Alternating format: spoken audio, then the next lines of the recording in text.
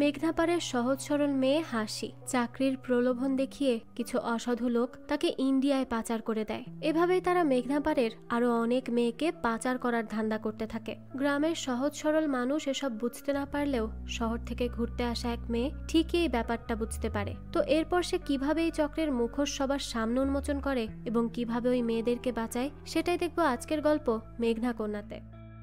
শুরুতেই দেখা যায় একটা পতিতালয়, যেখানে একজন মা তার লোক গিয়ে রমাবালা নামের আরেকজনকে বলতে থাকে, শুনেছি এখানে নতুন একজন এসেছে।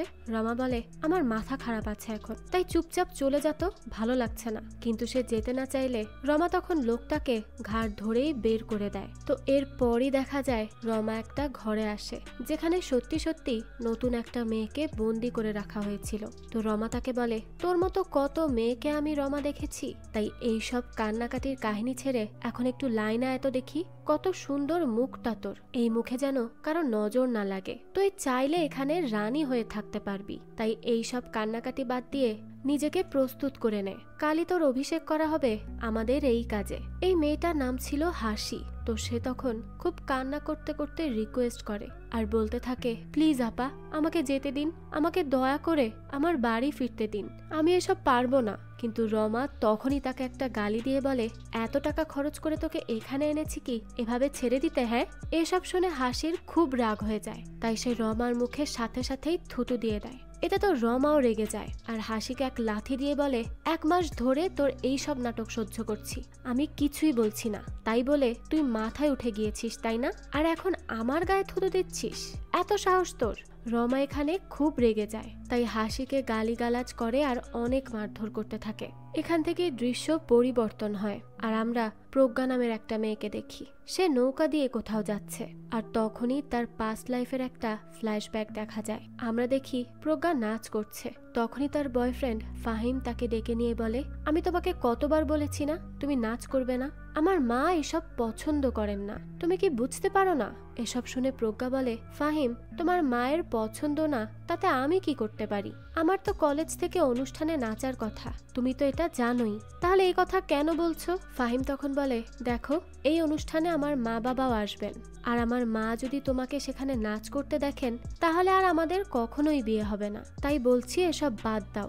এসব শুনে প্রজ্ঞা বলে, তাহলে তুমি কি চাও, আমি আর নাচ করব না? ফাহিম বলে, হ্যাঁ, আমি চাই তুমি নাচ করবে না, আর এটাকে একেবারেই ছেড়ে দিবে, আর কখনোই নাচতে পারবে না তুমি। তখনই প্রজ্ঞা বলে, ঠিক আছে, অনেক হয়েছে, আর না, আমি আর এসব সহ্য করব না। ফাহিম তখন অবাক হয়ে বলে, কি বলতে চাইছো তুমি? প্রজ্ঞা বলে, কেন বুঝতে পারছো না? তোমার মতো একটা নিচু মনের ছেলের সাথে আমি যে এতদিন রিলেশনশিপে ছিলাম, এটা ভাবতেই তো আমার রাগ উঠছে, নিজের উপরই বিরক্তি কাজ করছে। এই কথা বলেই প্রজ্ঞা সেখান থেকে চলে যায়। দৃশ্য বর্তমানে আসে আর সে তার মাকে বলে, মা, আমাকে কিন্তু ঢাকা তাড়াতাড়ি ফিরতে হবে, আমি বেশি দিন এখানে থাকতে পারবো না। তখন তার মা বলে, আমি কি জানি, তোর বাবাই ভালো জানেন, তার সাথে কথা বল। প্রজ্ঞার বাবা বলে, এই তীরে কত চেনা জানা বাড়ি ঘর ছিল, সব এই সর্বনাশা মেঘনা নদী নিয়ে গেল, কতটা দিন পর গ্রামে আসলাম, এখানে এসে খুব ভালো লাগছে। প্রজ্ঞা তখন বলতে থাকে, আসলাম আর কোথায় বাবা, এখনো তো পথেই, এই এতদিন জার্নি করে আসার পর এখন আবারও নৌকা, এসব আর ভালো লাগছে না। আর বাবা, তোমার কি মনে আছে আমার পরের মাসে নাচের প্রোগ্রাম? সত্যি করে বলো তো, আমরা কবে ফিরবো? আমাকে তো ওই প্রোগ্রামে অ্যাটেন্ড করতে হবে। তার বাবা বলে, আরে ফিরবো, তোর প্রোগ্রামের আগেই ফিরে যাব। তখন প্রজ্ঞা বলতে থাকে, তার মানে আমরা পরের মাসে যাব? তাহলে আমি আমার নাচের অনুশীলন কোথায় করব? এখানে জায়গাটা কোথায় বলবে আমাকে? তার বাবা বলে, এই গ্রামেই করবি, সমস্যা কি, কত খোলামেলা মাঠ আছে, এই বিশাল আকাশ আর শান্তির বাতাস, এখানে একটু মন ভরে নিঃশ্বাস নিয়ে নে, কারণ শহরে এরকম বাতাস পাবি না। প্রজ্ঞার মা তখন বিরক্ত হয়ে বলতে থাকে, দেখ, তোর বাবার যে চাকরি গিয়েছে তার কোনো চিন্তা আছে কি? কত ফুর্তিতে আছে সে, আর কাব্যিক কথাবার্তা বলে বেড়াচ্ছে। যাই হোক, তো তারপরই তারা চলে আসে গ্রামে, আর এখানে আসার সাথে সাথেই তাদের রিসিভ করতে আসে আবিদ নামের একটা ছেলে।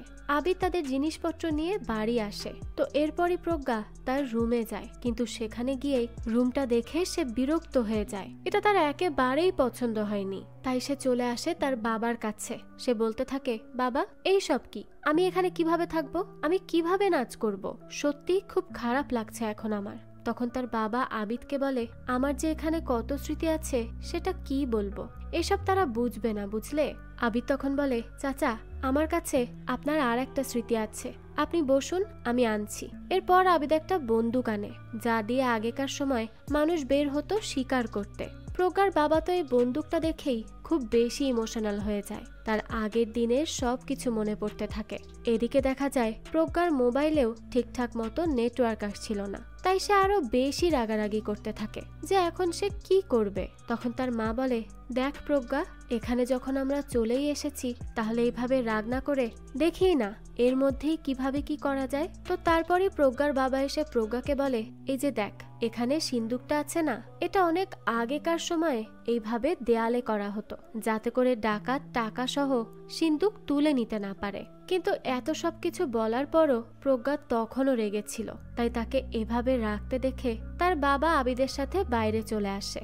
যাই হোক, তো এরপর সেখানে কিছু জায়গা দেখার পর রাতে তারা সবাই মিলে খেতে বসে। তো এই খাবার খেয়ে তো প্রজ্ঞার বাবার খুবই পছন্দ হয়, সে আবিদের হাতের রান্নার অনেক প্রশংসা করে। তো আবিদ যখন খাবার নিয়ে দিচ্ছিল প্রজ্ঞাকে, তখনই সে প্রজ্ঞাকে তুমি বলে ডেকে ফেলে, আর এই বিষয়টা একমাত্র প্রজ্ঞার মাই নোটিস করে। আর সে আবিদকে বলে, কি ব্যাপার, তুমি তাকে তুমি তুমি করে কথা বলছো কেন? তো এই কথা বলার পরই প্রজ্ঞার বাবা অন্য কিছু বলে কথাটা ঘুরিয়ে দেয়। এখন কেন সে এমন করলো আর কি সমস্যা তা আমরা হয়তো পরেই জানতে পারবো। তো এরপর তারা সবাই যখন কথা বলছিল তখনই প্রজ্ঞা জানতে পারে এই গ্রামে নাচ গান নিষেধ।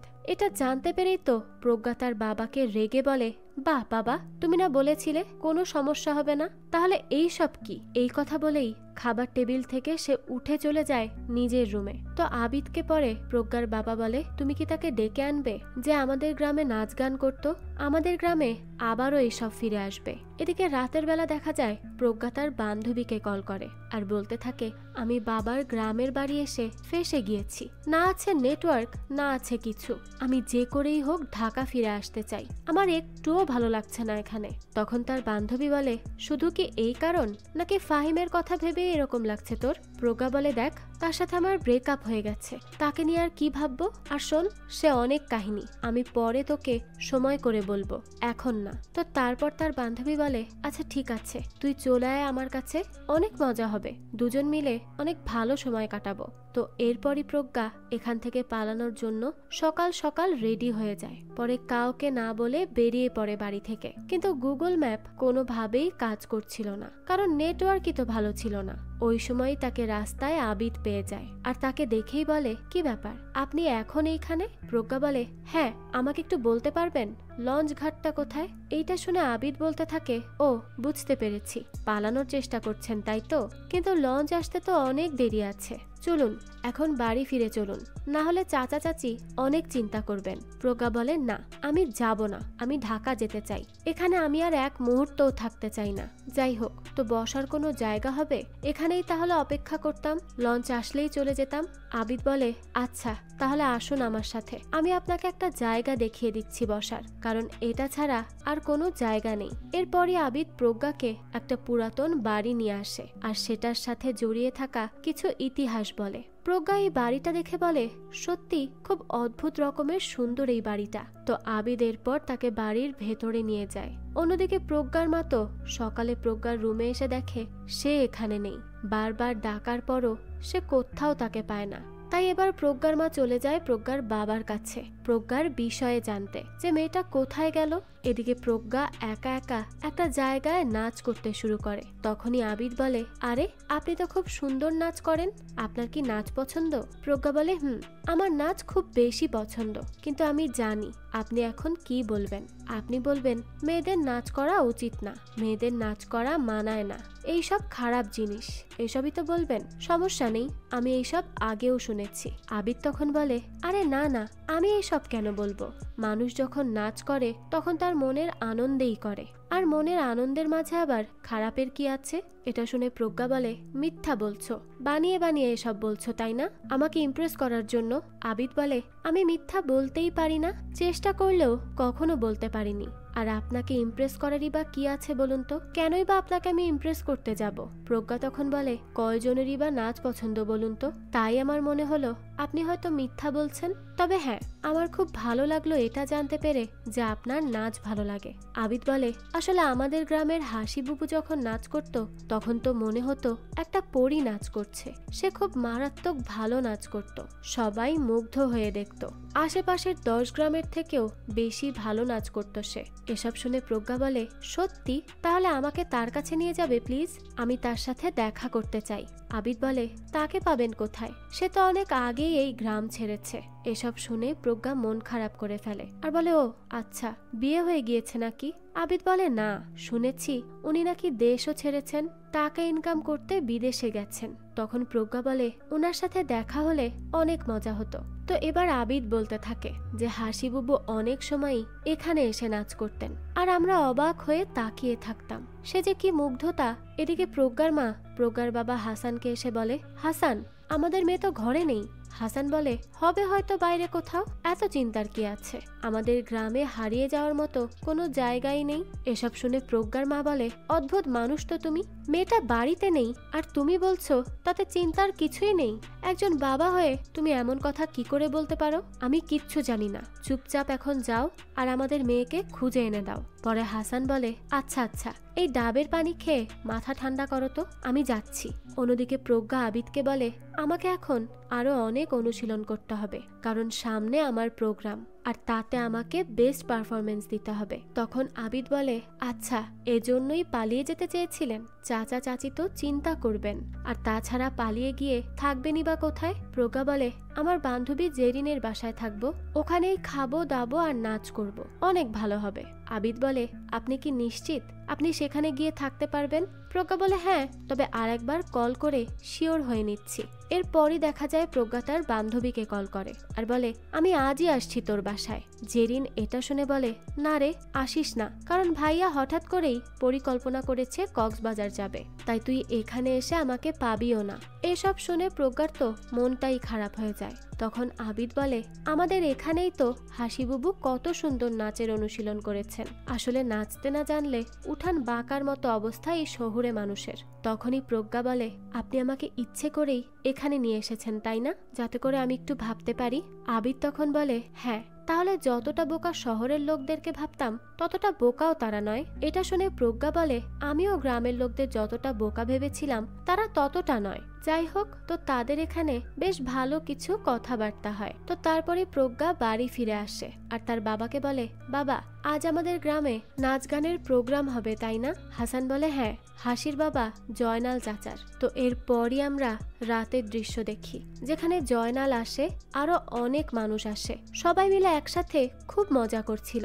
তবে তখনই সেখানে চলে আসে এখানকার চেয়ারম্যান, আর সে সেই গান নাচের আসর তুলে দিয়ে বলে, আমাদের গ্রামে নাচ বারণ, বলা হয়েছে তো, তোমরা জানো না? জানার পরও কোন সাহসে এইসব করছো? হাসান বলে, জয়নাল আমাদের গ্রামের গর্ব, তার থেকে গান কেড়ে এইভাবে অপমান করার কি আছে? গান বাজনা কি খারাপ কাজ নাকি? চেয়ারম্যান বলে, জয়নাল, তোর তো দেখি ভালোই সাহস হয়েছে। হ্যাঁ, ঘরের মধ্যে গান গাইতি সেটা ঠিক ছিল, কিন্তু ঘরের বাইরে বড় গলায় কেন গান গাইবি? তখন জয়নালের মেয়ে বলে, বাবাকে তারা ডেকেছে বলেই তো এসেছেন। এটা শুনে চেয়ারম্যান বলে, শোনো, মুরব্বীদের কথার মাঝে ছোটরা কথা বলে না। তখন প্রজ্ঞা বলে, সে তো ঠিকই বলেছে, আমরা জয়নাল চাচাকে এখানে ডেকেছি, এতে তো উনার কোনো দোষ নেই। আর আপনারা সবাই গান বাজনা নাচ এইসবকে এত ছোট চোখে কেন দেখছেন? এরপর সে তার বাবাকে বলে, বাবা, তুমি তাদের কিছু বলছো না কেন? চেয়ারম্যান তখন হাসানকে বলে, দেখো, তুমি শহর থেকে গ্রামে এসেছো এই গ্রাম দেখতে, তাই সেই কাজই করো, কিন্তু আমাদের গ্রামের নিয়ম বদলাতে আসবে না। এদিকে আমরা হাসিকে দেখি, তাকে রমা আর বাকিরা মিলে সাজিয়ে দিচ্ছিল, কারণ তাকে ক্লায়েন্টের কাছে দিতে হবে। তো হাসি তখন খুব করে তাদের রিকোয়েস্ট করে যে তাকে যেন তারা একটু ছেড়ে দেয়, তার বাড়িতে যেন ফিরতে দেয়। তবে রমা তাকে বারবার বলে, তুই এতই সুন্দর যে ডাবল টাকা পাবি, তাই এই সৌন্দর্যকে নষ্ট করিস না, এনজয় কর, আর কয়দিন পর এমনিতেও অভ্যস্ত হয়ে যাবি, এখান থেকে আর যেতেই চাইবি না। অন্যদিকে হাসানকে তার স্ত্রী এসে বলে, তোমার বাবা হওয়ার কোনো যোগ্যতাই নেই, এটা শুনে হাসান বলে, কেন, আমি কি করেছি? তার স্ত্রী বলে, তোমার জন্যই তো আমাদের মেয়েকে ওই চেয়ারম্যান এতগুলো কথা শুনিয়ে গেল, আর তুমি কিছুই বলতে পারলে না। এরপর সে তাকে খোঁটা দিয়ে কথা বলে যে যেই মানুষ 2 মাস ঢাকা শহরে রাখতে পারে না, চাকরি নেই বলে, সে আর কি বা পারবে। যাই হোক, আমি আমার খালুর সাথে কথা বলেছি, তিনি তোমাকে জব পেতে হেল্প করবেন, তাই দয়া করে এখান থেকে চলো, ফিরে যাই। হাসান তখন খুবই বিরক্ত হয়ে যায় আর বলতে থাকে, কি এখন জবের জন্য আমাকে হাত পাততে হবে? তার স্ত্রী বলে, আর তো কোনো উপায় দেখছি না। এইসব কথা বলতে বলতেই হার্ট অ্যাটাক হয়ে যায় হাসানের। তখনই প্রজ্ঞা এসে দ্রুত একজন ডাক্তারকে কল করে আর তার বাবার পরিস্থিতিটা বলে। এদিকে আমরা নুরুল নামের একজনকে দেখি। এই নুরুলই হাসিকে বিক্রি করে দিয়েছে পতিতালয়ে। সে কিছু টাকা আফসানাকে দিয়ে বলে এটা হাসির মাকে দিবে আর বলবে সে বিদেশ থেকে টাকা ইনকাম করে পাঠিয়েছে। অন্যদিকে দেখা যায় হাসি আজ নাচ করতে করতে তার ক্লায়েন্টকে আঘাত করে তার মাথায় ফাটিয়ে দেয় আর পরে রমাকে কাচের বোতলের ভয় দেখিয়ে সেখান থেকে পালিয়ে আসে আর তাকে ওখানকার একজন মেয়ে নিয়ে বলে, তাড়াতাড়ি এখান থেকে তোকে যেতে হবে, না হলে তারা এসে ধরে ফেলবে। তো টাকা পয়সা যা লাগে মেয়েটা হাসিকে দিয়ে দেয় আর এখান থেকে বেরোতে বলে। এদিকে নুরুল চেয়ারম্যানকে এসে একটা ঘড়ি দেয় আর বলে, এটা আপনার জন্য ছোট্ট উপহার। চেয়ারম্যান এটা দেখে বলে, নুরুল, তোমার মতো যদি সবাই গ্রামের ভালো চাইতো তাহলে তো আমার আর কোনো চিন্তাই থাকতো না। নুরুল বলে, আমাকে কোনো দরকারে ডেকেছেন চেয়ারম্যান সাহেব? চেয়ারম্যান তখন বলে, তুমি তো আমাদের গ্রাম থেকে মানুষদেরকে শহরে নিয়ে কাজে লাগাও। ওই যে জয়নালের মেয়ে, বড় মেয়েকেও তো কাজে লাগিয়েছিলে, তাই না? নুরুল বলে, হ্যাঁ, সবই আপনাদের দোয়ায় চেয়ারম্যান সাহেব। চেয়ারম্যান বলে, হ্যাঁ, ভালো কাজ, তুমি আরো দেখবে কাউকে নিতে পারো কিনা। এটা শুনে নুরুল বলে, কাজ চলছে, আমি দেখছি কখন সম্ভব হয়। এদিকে হাসিকে একজন নৌকাতে তুলে দিয়ে দেয় বাংলাদেশ বর্ডার পার করে দেওয়ার জন্য। এরপরই তাকে নিয়ে বর্ডার পর্যন্ত আসার সময় সেখানে বর্ডার পুলিশ এসে মাঝিকে বলে যে এখানে কি? মাঝি বলে, মাছ ধরতে এসেছিলাম। তখন হাসি কোনো রকমে নৌকা ধরে পানির নিচে লুকিয়ে থাকে। তো কিছুক্ষণ পরই তারা চলে যায় আর হাসি পানির ভেতর থেকে উঠে পড়ে। এদিকে আফসানা টাকা নিয়ে আসে হাসির মায়ের কাছে। আফসানা বলে, দেখেছো হাসি কত টাকা ইনকাম করছে? তোমাদের তো কপাল খুলে গেল, সামনের মাসে বলেছে আরো টাকা দিবে। আর তোমার ছোট মেয়ে খুশি, ও তো যেতে চাইছিল তাই না? তাকে তাহলে আমার সাথে দিয়ে দাও, আমি তার বোনের সাথে দেখা করিয়ে নিয়ে আসবো। এটা শুনে খুশি বলে, হ্যাঁ আমি যাব। তার মা বলে, কিন্তু যাওয়া আসার ভাড়াও তো লাগবে। আফসানা বলে, আরে ওটা নিয়ে ভেবো না তো, আমি টাকা দিয়ে দিব, পরে তোমরা হাসির বেতন আসলে আমাকে দিয়ে দিও। এরপরই সেখানে আসে প্রজ্ঞা। তাকে দেখেই আফসানা বলে, সে কে? খুশি বলে, আমাদের হাসান চাচার মেয়ে, শহর থেকে এসেছে। আফসানা পরে খুশিকে আলাদা করে নিয়ে বলে, খুশি, তুই যে আমার সাথে যাবি এটা আবার কাউকে বলতে যাস না জানো, আমরা লুকিয়ে যাব আর লুকিয়ে চলে আসব। এটা শুনে খুশি বলে, কিন্তু কেন? এভাবে লুকিয়ে লুকিয়ে সব করব কেন? আফসানা বলে, আরে বলা তো যায় না, কখন কার নজর কিভাবে লেগে যায়, তাই বলছি আর কি। খুশি বলে, ও আচ্ছা ঠিক আছে, আমি কাউকে বলবো না। তো এরপরই প্রজ্ঞার সাথে নাচ করতে সেই পুরাতন বাড়ি আসে খুশি। নাচ করতে করতে প্রজ্ঞা বলে, আচ্ছা খুশি, তুমিও কি বিদেশ যাবে? খুশি বলে, হ্যাঁ। প্রজ্ঞা বলে, কিন্তু আমি তো জানি বিদেশ যেতে হলে অনেক সময় লাগে, পাসপোর্ট আসতে, ভিসা আসতে অনেকটা দিন পার হয়, তারপর ভেরিফিকেশন হতেও সময় লাগে। তোমার কি এই সব কিছু হয়েছে? খুশি তখন বলে, আফসানা চাচি সব করে দিবে, উনি আর নুরুল চাচার পক্ষে সবই সম্ভব। এটা শুনে প্রজ্ঞা বলে, তবে আমার কেন জানি ওনাকে দেখে একটু সন্দেহ লেগেছে। এটা শুনেই তো খুশি রেগে যায় আর বলতে থাকে, এই যে আপনাদের শহরের মানুষের এই একটাই সমস্যা, সব সময় খালি প্যাচ খুঁজে বেড়ান, সোজাভাবে কোনো কিছুই দেখতে পারেন না। আর এখন আপনি একাই নাচ করুন, আমি যাচ্ছি। এই বলে সে রাগ করে চলে যেতে নেয়। প্রজ্ঞা তখন খুশিকে অনেক ডাকে, তাকে কিছু কথা বলতে চায়, কিন্তু খুশি তো রেগে মেগে চলেই যায়, সেখানে আর এক মুহূর্তও দাঁড়ায় না। রাতে প্রজ্ঞাকে কল করে ফাহিম আর বলে, তুমি আমার কল ধরছো না কেন? প্রজ্ঞা বলে, কেন ধরছি না মানে কি? তুমি কি জানো না? আমি তোমাকে একটা কথা স্পষ্ট করে বলে দিচ্ছি, আমি স্টেজে নাচবো, দরকার পড়লে আমি বারবার নাচবো, আর এরপর তুমি আমাকে কল দিলে ভালো হবে না কিন্তু। তো এরপরই কল কেটে দেয় প্রজ্ঞা। আর তখনই সেখানে আবিদ আসে আর বলে, কাকে এত ঝাড়ি দিচ্ছেন? প্রজ্ঞা বলে, একটা অমানুষকে। আসলে কিছু কিছু মানুষ আছে যারা মেয়েদেরকে মানুষই মনে করে না, তারা মেয়েদেরকে ঘরের আসবাবপত্র ভাবে, তাই শুধু তাদেরকে ঘরে বন্দি করে রাখতেই শান্তি পায়। তাই তাদেরকেই ঝাড়ি দিয়েছি। কোনো সমস্যা আছে তোমার? তো এরপরই আবিদ সেখান থেকে চলে যাচ্ছিল। তখনই প্রজ্ঞা বলে, আচ্ছা আমি না খুশির ব্যাপারটা নিয়ে খুব কনফিউজড, আমি বুঝতে পারছি না কি হচ্ছে। আবিদ তখন বলে, আমিও একটা বিষয় নিয়ে কিছু বুঝতে পারছি না। প্রজ্ঞা তখন জিজ্ঞেস করে, কি? আবিদ তখন বলে, আকাশ সবসময় নদীর দিকে কেন তাকিয়ে থাকে? প্রজ্ঞা তখন বলে, আকাশ বেশি উদার, সেজন্যই হয়তো। তো এরপরে আবিদ প্রজ্ঞাকে তুমি বলে ডেকে ফেলে, পরে আবারও আপনি বলে। প্রজ্ঞা তখন বলে, আপনি আমাকে তুমি বলেই বলতে পারেন, সমস্যা নেই, আপনার মুখে আবার আপনি ব্যাপারটা যায় না। তখন আবিদ বলে, না থাক, আপনিই ভালো, পরে আবার চাচি রেগে যাবেন। এটা শুনে প্রজ্ঞা বলে, আর আমি যদি রেগে যাই? এর উত্তরে আবিদ বলে, আপনি রাখবেন না, কারণ আপনার সাথে আমার কোনো সমস্যা নেই। প্রজ্ঞা তখন বলে, কিন্তু আমার সমস্যা হচ্ছে ওই আফসানাকে নিয়ে, তার মধ্যে কিছু তো একটা ভেজাল আছেই। সে বিদেশ যে নিয়ে যায়, আমি এই বিষয়টাকে ভালো চোখে দেখতে পাচ্ছি না। কেন জানি মনে হয় সে এই সবের আড়ালে খুব ভয়ঙ্কর কিছু করছে, আর গ্রামের সহজ সরল মানুষদের ঠকিয়ে যাচ্ছে। এদিকে আফসানা নুরুলকে এসে বলে, শুনেন, একটা সুখবর আছে, খুশি তো যেতে রাজি হয়ে গেছে। আমরা আরো একটা অর্ডার পেয়েই গেলাম, আর খুশিও কিন্তু কম সুন্দর না, তাই ভালোই টাকা আসবে এখান থেকে। এসব শুনে নুরুল বলে, খুব ভালো খবর দিলে তো, এই জন্য তো তোমাকে আমি এত ভালোবাসি। তবে খুশি যেহেতু রাজি হয়েছে, তাই আর দেরি করলে কিন্তু চলবে না, কাল রাতের মধ্যেই যা করার করতে হবে। তখন আফসানা বলে, একদিনে এইসব পারবেন করতে? নুরুল বলে, আরে পারবো না মানে কি, আমার তো চেনা মাঝি আছে, তাকে দিয়ে সব হয়ে যাবে, কোনো চিন্তা নেই। আফসানা তখন বলে, আচ্ছা ওই শহরের মেয়েটাকে দেখেছেন? নুরুল বলে, না না, এই মেয়ের ধারে কাছে যেও না কিন্তু, সে খুব চালাক একটা মেয়ে, আর আমাদের একটা দিনের কাজই আছে এই গ্রামে, তারপর আমাদের এই গ্রামের কাজ শেষ, শুধুমাত্র খুশিকে পাচার করতে পারলেই হলো। এদিকে আবিদ তো এখন পুরোই প্রজ্ঞার প্রেমে পড়ে যায়, তাকে নিয়ে কত স্বপ্ন দেখা শুরু করেছে সে।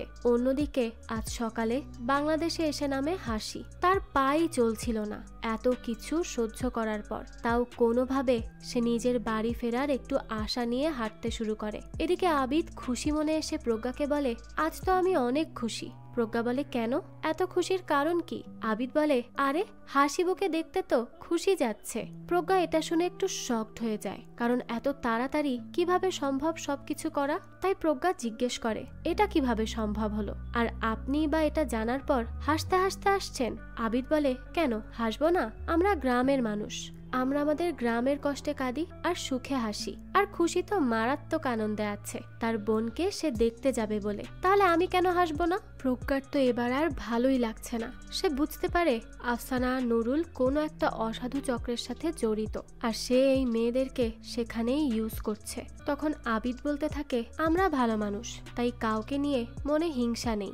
এটা শুনে প্রজ্ঞা বলে, আপনারা আসলে কোনো ভালো মানুষ না, বরং বোকা মানুষ, তাই আপনারা এতটুকু একটা ব্যাপারও বুঝতে পারছেন না যে একদিনের শর্ট নোটিসে কেউ কখনো বিদেশে যেতে পারে না, এটা সম্ভবই না, এর জন্য অনেক প্রসেসিং এর ব্যাপার আছে, এতে বেশ সময় লাগে।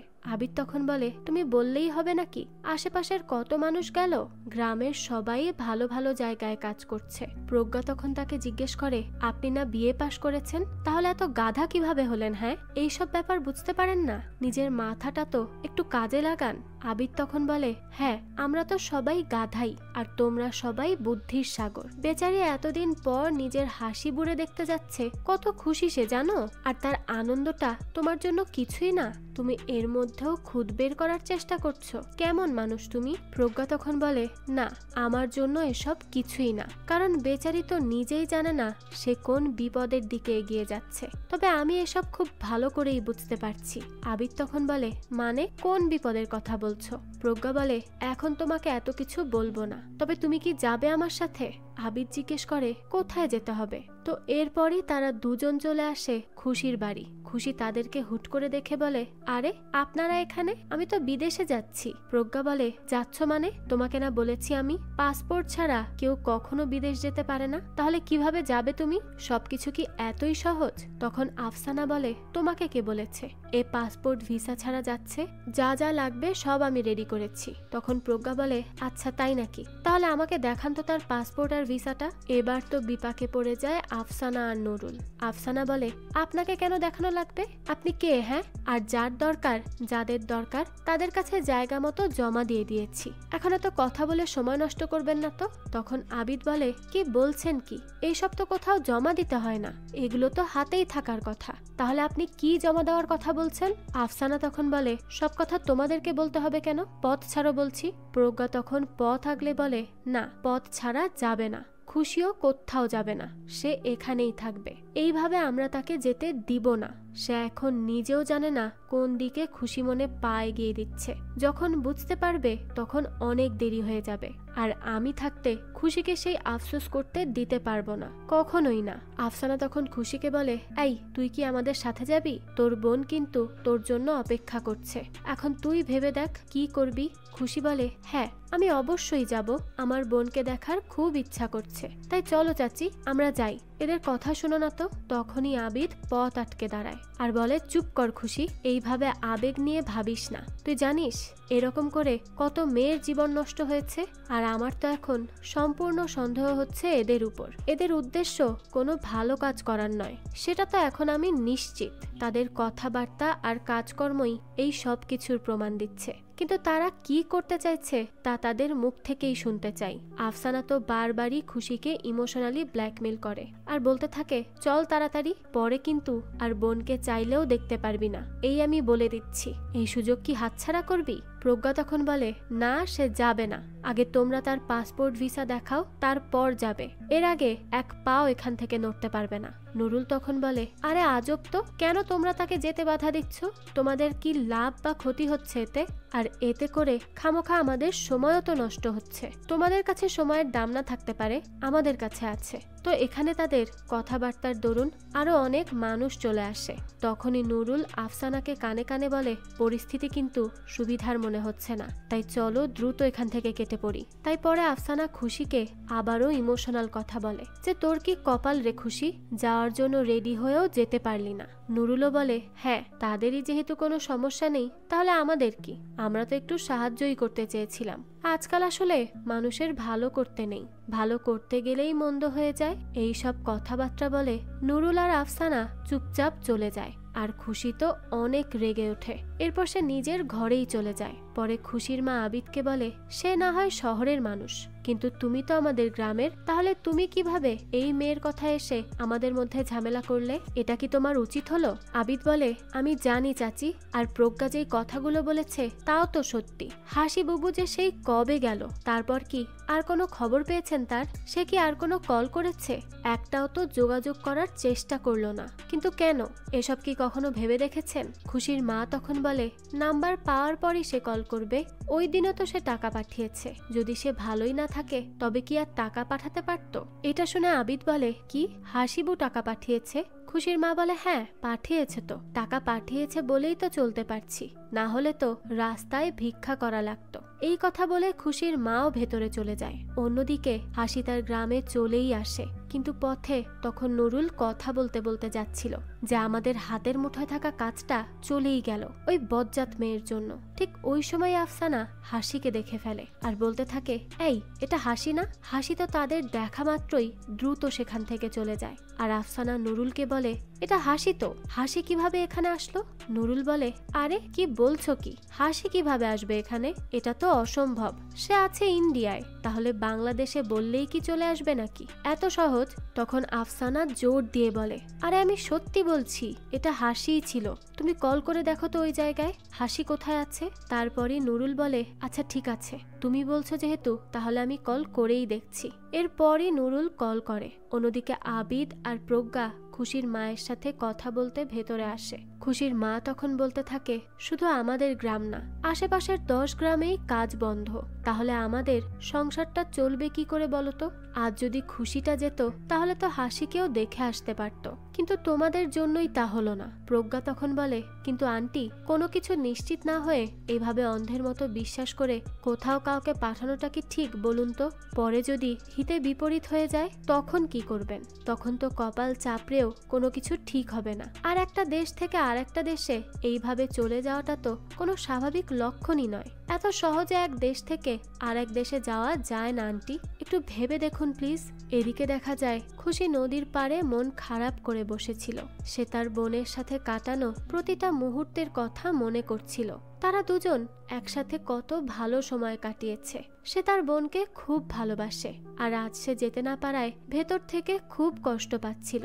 সে ভেবেছিল একবার যেতে পারলে তার প্রাণপ্রিয় বোনটাকে একটা নজর সে দেখতে পারবে, কিন্তু তাও আর হলো না। তাই খুশি খুব মন খারাপ করে সেখানেই বসে থাকে। এরপরই খুশিকে তার মা এসে বলে, এত চিন্তা করিস না, আমি আবারও কথা বলবো আফসানা আর নুরুলের সাথে। বলবো যা হয়েছে তা ভুলে যেতে আর আমাদের মাফ করে দিতে। তারা ভালো মানুষ, তাই আমার কথা অবশ্যই বুঝতে পারবে আর তোকে আবারও নিয়ে যাওয়ার প্রস্তুতিও নিবে। তুই দেখিস, চিন্তা করিস না, তুই ঠিকই হাসির সাথে দেখা করতে যেতে পারবি। তো ঠিক তখনই দেখা যায় হাসি তার বাড়ি এসে পৌঁছায়। এরপরই সে মা বলে ডাক দেয়, আর এটা শুনতে পেয়েই খুশি তার মাকে বলে, হাসিবুর আওয়াজ না? তখনই তারা অস্থির হয়ে বাইরে চলে আসে আর দেখতে পায় সত্যিই তো হাসি চলে এসেছে, তবে তার শরীরের অবস্থা খুবই খারাপ। তো তখনই বেহুশ হয়ে পড়ে যায় হাসি। তখন তাড়াতাড়ি খুশি আর তার মা তাকে ধরে ফেলে, তবে হাসি মা ছাড়া আর কিছুই বলতে পারে না। খুশি আর তার মা তো বুঝতেই পারছে না এসব কি হলো, আর যেহেতু হাসি কিছু বলতে পারেনি তাই তারাও বুঝতে পারে না যে তার সাথে কি হয়েছে। অন্যদিকে নুরুলকে কলে রমা বলে সে তো পালিয়ে গিয়েছে, কোনোভাবেই তাকে আটকানো যায়নি। নুরুল তো এই কথা শোনার সাথে সাথেই একটা গালি দিয়ে বসে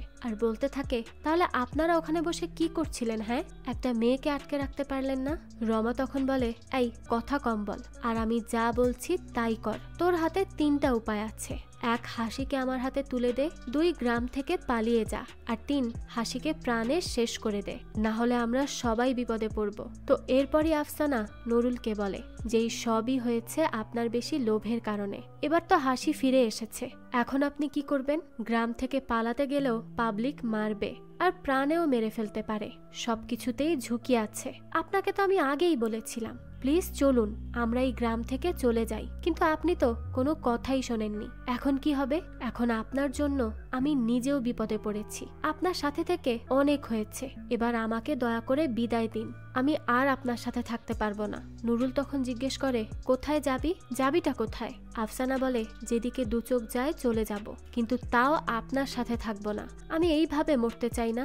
নুরুল তখন বলে, মাথা একটু ঠান্ডা করে থাকো, আমি জানি কোথায় কিভাবে যেতে হবে, তাই একদম চিন্তা করবে না, আমি তো আছি, আমি সব সামলে নিব। এদিকে হাসিকে মাথায় পানি দিতে থাকে খুশি, আর বারবার বলতে থাকে, বুবু কথা বলো, কি হয়েছে তোমার? তারা তো খুবই অস্থির হয়ে ওঠে। তখন হাসির মা বাবা তারাও খুব চিন্তায় পড়ে যায় যে হাসির হলোটা কি। হাসি তো তখন শুধু তাকিয়েই ছিল, সে যে বড় একটা ধাক্কা খেয়েছে তা সামলে উঠতে পারছিল না কোনোভাবে। তো আমরা এখানে হাসির একটা ফ্ল্যাশব্যাক দেখি। যেদিন হাসিকে নিয়ে আফসানা ইন্ডিয়া যাচ্ছিল, তখন হাসি বলে, চাচি আমরা কি কালই ইন্ডিয়া চলে যাব? আফসানা বলে, আরে তোর দেখি আর তর সইছে না, এত তাড়াহুড়ো কিসের? হ্যাঁ, আর এত চিন্তা করতে হবে না, আমরা খুব তাড়াতাড়ি সেখানে চলে যাব। আর সেখানে তো তুই একা যাবি না, তোর সাথে আরো অনেক মেয়েরাও যাবে। তখন হাসি বলে, কেন চাচি তুমি যাবে না? আফসানা বলে, আমি কি আর চাইলেই যেতে পারি? আর সেটা হচ্ছে ভিন দেশ, ইন্ডিয়া, তাই আমি তো যেতে চাইলেই পারবো না। হাসি তখন বলে, কিন্তু তুমি তো বলেছিলে তুমি যাবে চাচি, আমি তো তোমার সাথে গেলেই বেশি খুশি হতাম, আমি সেখানে একা একা কি করব? আমি তো কিছুই চিনব না। আফসানা তখন বলে, মন খারাপ করিস না, তুই তো অনেক কাজ পারিস, সেখানে তারা যেই কাজ দিবে তাই করবি, এত চিন্তার কিচ্ছু নেই। আর তোর সাথে আরো অনেক মেয়েরা কাজ করবে, তাই তেমন সমস্যাও হবে না, তাদের সাথে মিলেমিশেই কাজ করবি। আর এরপর আমি 2-1 মাসের মধ্যেই তোর কাছে চলে আসব, ঠিক আছে? তো তারপরই নুরুল তাকে একটা জুস খেতে দেয়, আর হাসি সেটা খাওয়ার পরই সেখানেই বেহুশ হয়ে যায়। তারপরই তাকে ইন্ডিয়া নিয়ে এসে ইন্ডিয়ার লোকদের হাতে তাকে তুলে দেয় তারা, আর এরপরই তাকে ধরে নিয়ে চলে যায় কিছু খারাপ লোকেরা। তো আজ এই সব কিছু বলতে বলতে হাসি খুব কান্না করে। খুশিও তার বোনের কথায় খুব কষ্ট পায়, সেও কাঁদতে থাকে আর তার মাকে বলে, কি এটাই তো তুমি চেয়েছিলে তাই না? হাসির মা তো তখন আর কিছুই বলতে পারে না। একদম চুপ হয়ে যায়। নিজের সব ভুলগুলো সে আজ বুঝতে পারে যে কত বড় ভুল সে করেছে, আর প্রজ্ঞা যে তাকে কেন এত করে মানা করেছে সেটাও এখন রিয়েলাইজ করতে পারে। অন্যদিকে প্রজ্ঞাকে তার বাবা বলে, কি হয়েছে, মন খারাপ, গ্রামে থাকতে ইচ্ছে করছে না? প্রজ্ঞা বলে, না বাবা, গ্রাম আসলে খুব ভালো, কিন্তু এখানকার মানুষ এত বোকা হয় কেন?